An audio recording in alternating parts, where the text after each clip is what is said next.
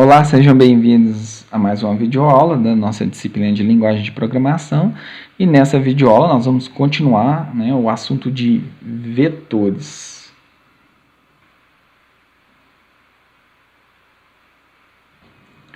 Na primeira videoaula nós entendemos o que são vetores, nós aprendemos a declarar e instanciar.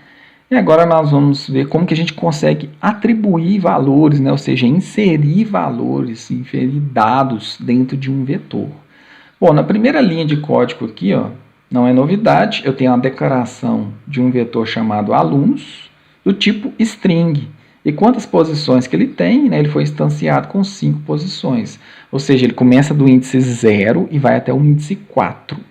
Então, o que a gente tem que fazer para jogar um valor dentro de uma célula? O que a gente precisa fazer é muito simples. A gente tem que pegar o nome do nosso vetor, que nesse caso é alunos, e eu tenho que informar dentro do cochete qual informação, qual a posição que eu quero inserir um dado. Nesse caso, na primeira linha, então vai ser o quê? No índice 0, eu quero inserir o nome de quem? Da Mary. Vendo? No índice 1, eu não quero inserir nada, eu estou inserindo um valor vazio, uma string vazia. Tá? No índice 2, que é a terceira posição, eu estou jogando quem? O Thomas, olha aqui, que é justamente na terceira posição, onde o índice é 2, eu estou jogando a pessoa que tem o nome de Thomas. O índice 3, eu não quis manipular ele, então ele vai continuar vazio, tá? Não quis inserir nada nele. E eu inseri aqui no índice 4 o Johnny. Então, o Johnny agora está dentro da posição 4. Vocês têm que ter isso em mente. Toda vez que vocês forem trabalhar com vetor, vocês têm que ter o nome do vetor e a posição que vocês querem trabalhar. Imagina um carteiro. O carteiro ele chega numa rua, ele tem que entregar a carta. O que é a informação importantíssima para ele? O nome da casa, para ele justamente colocar aquela carta na casa correta. Não é isso? Então é a mesma coisa aqui com vetores. Você sempre tem que ter o nome do vetor, fazendo analogia, você tem o nome da rua, e depois você tem que ter o quê? A posição de memória, a posição do vetor. Fazendo analogia novamente com o número da casa. Sem essas duas informações, rua e número da casa, o carteiro não trabalha. E a mesma coisa que sem o nome do vetor e o índice, a Java Virtual Machine, ela também vai ficar perdida, ela não vai saber onde que as coisas têm que ser inseridas. Mas vocês podem ver que segue o mesmo padrão que a gente tinha visto de uma variável. A gente coloca a variável aqui, no caso o vetor, e insere o valor aqui, o sinal de atribuição, usa o sinal de atribuição para inserir o valor. Então, isso é dessa forma, e isso que é a atribuição de dados em vetores. Bom, e como que a gente consegue depois pegar esses dados? Bom, pegar os dados também é muito fácil. A gente sempre vai fazer o uso da mesma coisa, do nome do vetor e do índice que eu quero pegar os dados. Tá? Então, imagine que agora uma empresa vai recolher uma informação lá na rua. Então, se ele chegou no nome da rua correto, ele precisa do número da casa para ele ir lá recolher algum produto, que a empresa foi contratada para carregar. Então, é a mesma coisa aqui. Nós vamos precisar do nome do vetor, no caso é alunos, e a posição, o que eu quero buscar aqui. Nesse caso, o que eu quero imprimir? Do vetor de alunos, eu quero imprimir o que estiver na posição 0. Do vetor de alunos, eu quero imprimir o que tiver a posição 4. Ok? Nesses dois primeiros exemplos, eu simplesmente imprimi os dados. Então, eu dei um system.out.println. Mas eu poderia pegar esse valor e jogar em uma outra variável, que foi exatamente o que eu fiz aqui nessa linha. Eu estou pegando no vetor alunos, a posição 2, e eu estou jogando isso dentro de uma variável que chama melhor aluno. Depois, apenas como exemplo aqui, eu imprimi esse melhor aluno. Eu fiz basicamente o que essas duas linhas fizeram, mas agora eu usei uma variável auxiliar aqui para fazer a impressão. Ok? E vocês podem reparar que até agora a gente usou praticamente números aqui fixos, 0, 4, mas eu poderia colocar também uma variável Olha só que interessante, aqui eu estou mandando printar, né, na tela o que? O vetor de alunos, mas o que do vetor de alunos? Eu quero printar o que tiver dentro da variável posição. O que tem dentro da variável posição? Aqui, ó, o valor 2. Então, se tem o valor 2, eu quero o aluno na posição 2. Tá? Aqui embaixo, né, eu deixei aqui tá vendo o exemplo do print no console, né, dessas linhas aí de código. Então, primeiro vai imprimir Mary, depois Johnny, depois Thomas, tá? E depois o Thomas de novo aqui, né, melhor aluno Thomas, que estava na posição 2. Tá? Então, né, esse aí é um bom exemplo, um exemplo simples, né, de como que a gente consegue pegar os dados. Então, para eu pegar os dados, é muito parecido com a ideia de atribuir dados, né? Eu sempre vou precisar do nome do vetor mais o índice. E esse índice tem que ficar dentro de colchete. Simples assim. E quando, né, nós estamos trabalhando com vetor, a gente tem que ter alguns cuidados, certo? E eu listei esses cuidados aqui. Aqui, primeiro, né, foi declarado o mesmo vetor que a gente tinha, né, chamado alunos, de string, com 5 posições. Então, não faz sentido fazer uma atribuição de valor sem o índice. Olha só, eu estou pegando James e estou jogando dentro do vetor, tá vendo? Que chama alunos. Isso aqui resulta em quê? Resulta em erro. Tá? O compilador, né, a Java Virtual Machine, ela não vai saber em qual posição que vai ser inserida essa nova pessoa, a James. Então isso aqui resulta em erro, tomem cuidado, sempre quando a gente trabalhar com vetor, então nunca se esqueçam de abrir e fechar colchete e informar qual posição que você quer inserir. Bom, e se você inserir numa posição que já tem algum valor, não tem problema nenhum, o valor vai ser sobrescrito, né? O valor que estava lá antigamente vai ser perdido e você vai colocar uma informação nova lá. Mas você sempre tem que informar um índice. Olha uma outra observação aqui, ó. Não faz sentido buscar ou imprimir um vetor sem informar um índice. Repare que eu fiz isso aqui, ó, system.out.println, e mandei imprimir alunos. Né? Então, tá errado quem pensa que só de eu fazer isso aqui ele vai conseguir imprimir todos os alunos que estão inseridos ali dentro. Tá? Na verdade, o que o Java faz com isso aqui, ele imprime a posição de memória da primeira célula. Tá? Então, ele não imprime dado nenhum, ele imprime a posição de memória. Imagina, o que um usuário vai fazer com a posição de memória? O usuário do nosso algoritmo? Nada, né? Então, vocês têm que tomar muito cuidado com isso. Sempre quando for imprimir, então, também use o índice. Tá?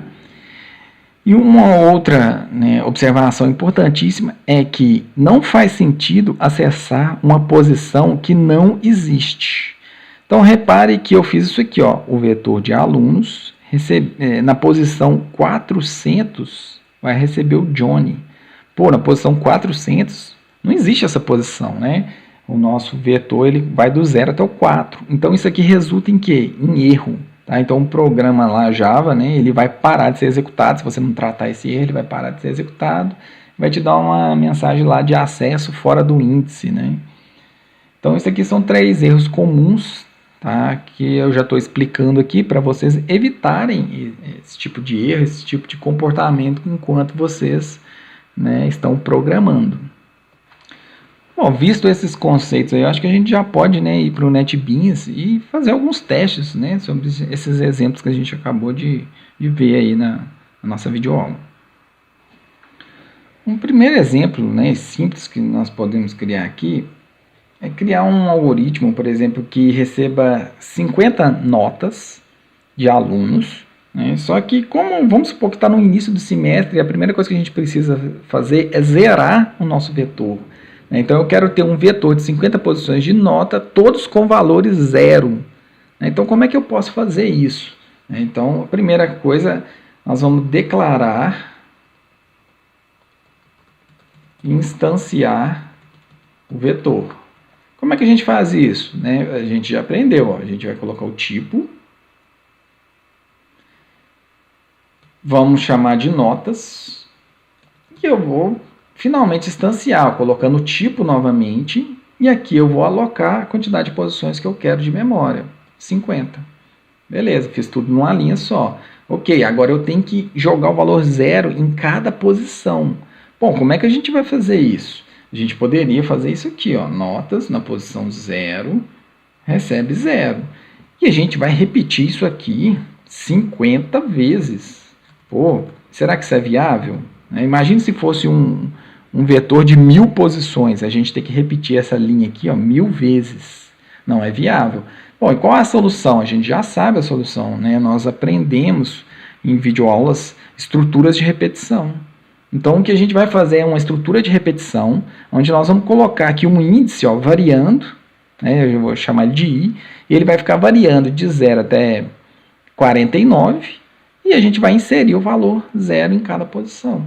Ok? Então, muitos dos problemas que nós vamos trabalhar com vetores, eles vão estar relacionados com laço de repetição, justamente por causa disso, porque, né, são diversos comandos que são executados em cada posição do vetor. Então, eu vou precisar repetir isso, né, N vezes, né, a quantidade de vezes que o vetor cabe. Então, para a maioria dos problemas, né, a gente vai ter que usar um for, um while, um do while. Okay? Então, aqui eu vou criar um for, declarar a variável i de índice, e ela vai começar do valor 0. Eu comecei do valor 0 justamente porque o vetor, o primeiro índice do vetor é 0. Ok? E aqui nós vamos fazer a condição de parada. Enquanto que o índice ele for menor do que 50.